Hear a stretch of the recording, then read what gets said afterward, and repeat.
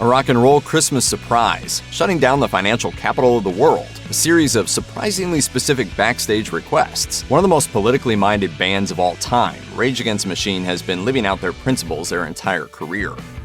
Before his most famous band came to be, Zach De La Rocha was part of a Southern California-based group named Inside Out. They released just one EP, and by the time it hit stores in the early 90s, they'd already split up. Plans for a follow-up called Rage Against the Machine fell apart, but De La Rocha liked the title of the non-existent record enough to use it as the name of his next band. Around the same time, another local band called Lock Up also split. That group's drummer, John Knox, was days away from moving to Nashville to pursue a career in Christian music. He thought his friend bassist Tim Comerford should connect with Lock Up guitarist Tom Morello, and he also suggested that De La Rocha should meet up with them. Then there was drummer Brad Wilk, whom Knox had beaten out for the gig in Lock Up. Wilk had just flunked his tryout to be Pearl Jam's new drummer, but then he got the job in Rage instead.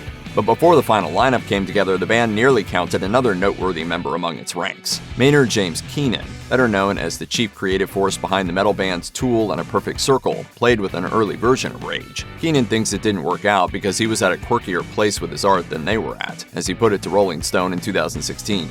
They were looking for a more serious approach, so I think that was pretty much immediate. If there was a consideration for that at all, it was very brief. The first single Rage Against the Machine ever released was the caustic anti-establishment, anti-police screed Killing in the Name. Emerging in 1992 off the band's self-titled debut album, it didn't chart in the US, though it did make it to a respectable number 25 in the UK. But more than a decade later, it would become one of the most unlikely chart toppers in history. Scoring the number one hit in the UK the week of Christmas is a big deal. Prominent artists and labels lobby to get their songs to the top, and it's often a sentimental tune or holiday song. But one year, John Mortar, a DJ from Essex, thought it would be a fun prank to get a song diametrically opposed to a schmaltzy pop ballad to the top of the charts. So in 2009, he launched a campaign promoting Killing in the Name. The idea went viral, and thanks to the support of folks like Paul McCartney and comedian Peter Serafinowicz, Killing in the Name indeed ended up at number one on the UK pop chart on Christmas Day. I think that it's a real liberating musical revolution that people are on, and again, we're really just honored to be a part of it. Rage Against the Machine's music can certainly be characterized as protest rock, as the band calls out injustice, inequality, and inhumanity as they see it. That hasn't stopped them from injecting plenty of levity into their songs, but their philosophy is unmistakable in their boldly and viciously funny protests. For example, at a 1993 Lollapalooza stop in Philadelphia, Rage stood up to former Second Lady Tipper Gore's Parents Music Resource Council, the music industry watchdog group that drafted the Parental Advisory Explicit Content album sticker.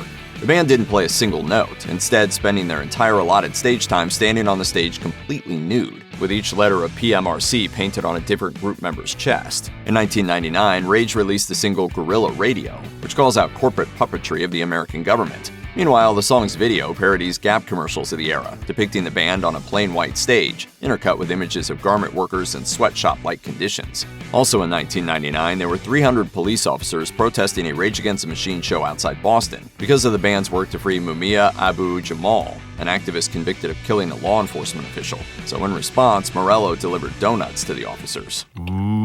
Donut. In addition to participating in wholesome protests with his bandmates, Tim Comerford isn't afraid of breaking out on his own to express his profound displeasure over injustices big and small. For example, during the Woodstock '99 festival, he delivered quite the memorable stunt during Rage's performance of Killing in the Name. As Zach De La Rocha repeated the bridge at an increasing volume and incited the crowd to sing along, Comerford got busy.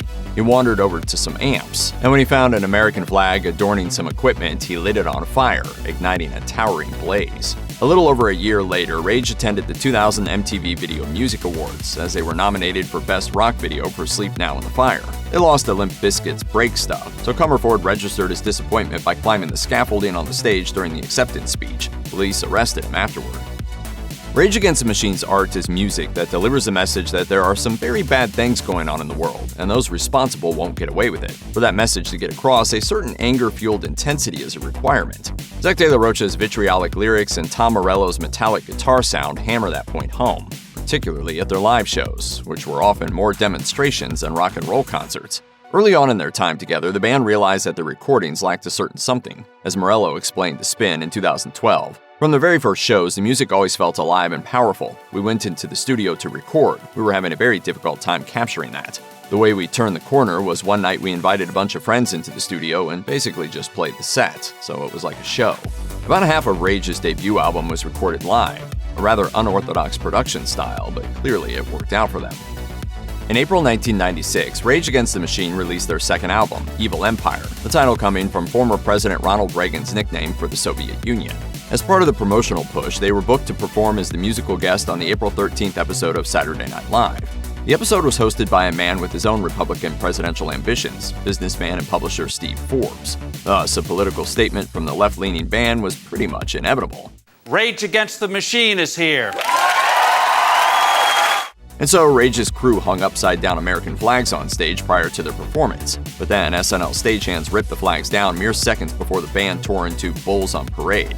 As Tom Morello later recalled, "As soon as we're off stage, the show's producer, Marcy Klein, informs our tour manager that there will be no second song, no cozy wave goodnight at the end, no hugging Steve Forbes. It's just, get out of the building right now."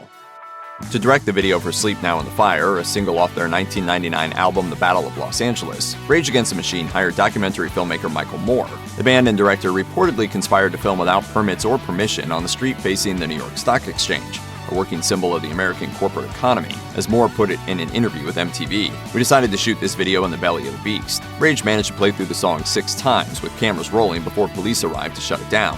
As Moore recalled, "They ordered the makeshift concert to cease, but before we had a chance to stop, 4 officers jumped me and put me in one of those police locks." The crowd of 200 that had amassed to watch and support the performance retaliated by breaking through the police-erected barricades and right into the ante-rooms of the exchange, with members of the band leading the charge. They were unable to get onto the trading floor, but they still managed to send the exchange into lockdown mode, with steel gates preventing anyone from getting in. The makeshift concert-turned-protest also prematurely shut down commodities trading that day for about a couple of hours. That band is anti-family and it's pro-terrorist. The fourth and final Rage Against the Machine studio album was 2000's Renegades, a collection of cover songs by artists that had inspired Rage. The track list includes MC5's Kick Out the Jams, Cypress Hill's How I Could Just Kill a Man, and Bruce Springsteen's The Ghost of Tom Joad. But then Zach De La Rocha left the band, telling Tom Morello of his decision at the same time he issued a press release informing the rest of the world. He'd actually been planning to take a hiatus from the band for as long as 2 years, but then he decided his departure would be permanent. According to both De La Rocha and Morello, creative differences had simply boiled over. As De La Rocha put it at the time, "It's not unique among rock bands to find the occasional dissension." Meanwhile, Morello admitted, "There's been a constant tension that's been an enormous challenge for us all over the years." Rock bands are rock bands. You know what I mean? So Morello, Tim Comerford, and Brad Wilk quickly reconvened as a less political, more radio-friendly hard rock band called Audioslave, recruiting Soundgarden belter Chris Cornell to be their new frontman. The group sold millions of copies of its 3 albums before splitting up, only for the 3 non-Cornell members to create another project, Prophets of Rage.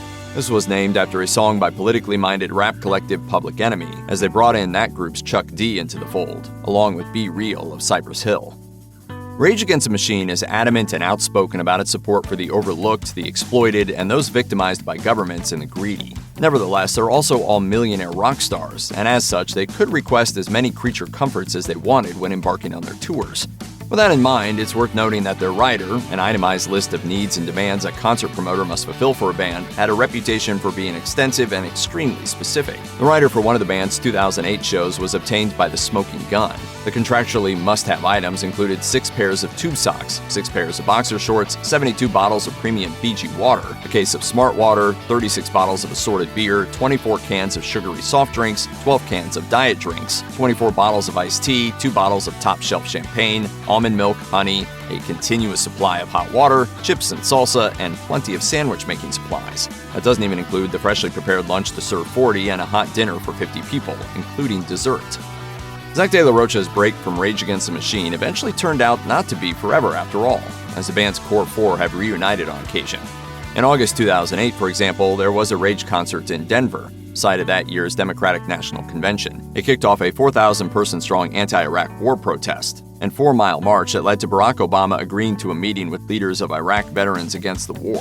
Then, less than 2 weeks later, the band played at the Target Center in Minneapolis while the Republican National Convention was in town. All 4 musicians took the stage in prison jumpsuits, like the ones worn by inmates at the Guantanamo Bay Detention Center, along with black hoods covering their heads. Near the end of the set, De La Rocha implored the 13,000 people in attendance to, quote, "interrupt and disrupt the destruction that this party has brought to the world."